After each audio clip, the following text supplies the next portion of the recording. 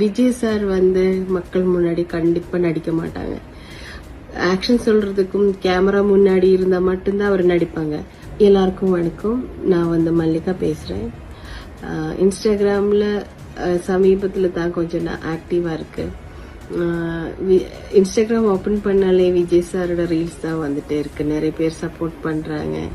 So எனக்கும் வந்து Vijay sir பத்தி 2 வார்த்தை பேசணும்.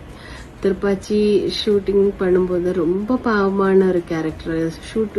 சீன் முடிச்சிட்டு நான் ஒரு சேர்ல போய் உட்காரும். ரொம்ப எல்லாம் பேச மாட்டாங்க. பேசினா பேசுவாங்க, ஆனா ரொம்ப எல்லாம் பேச மாட்டாங்க. ஸோ அப்படிப்பட்ட ஒரு ஆளை எப்படி இந்த மாதிரி ஒரு கட்சி ஆரம்பிக்க போறாங்க, எப்படி எல்லார்கிட்ட பேசுவாங்கன்னு நான் யோசிச்சுட்டு இருந்தேன். ஆனா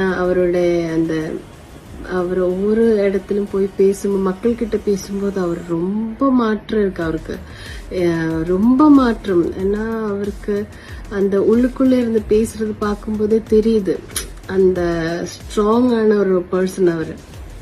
ஸோ அந்த மாதிரி பேசுறது பார்க்கும்போது எனக்கு ரொம்ப சந்தோஷமா இருக்கு. எனக்கு ஒரே ஒரு விஷயம் தான் சொல்றேன். எனக்கு மக்கள் கிட்ட விஜய் சார் வந்து மக்கள் முன்னாடி கண்டிப்பா நடிக்க மாட்டாங்க.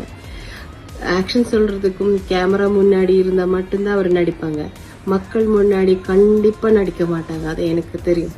அந்த மாதிரி ஒரு மனிதன் உங்களுக்காக வந்திருக்காங்க, உங்களுக்கு நல்ல செய்யணும்னு நினைக்கிறாங்க. ஸோ தமிழ்நாடு மக்களுக்கு ரொம்ப கொடுத்து வச்சிருக்காங்க இந்த மாதிரி ஒரு மனிதனை கிடைச்சிருக்கு.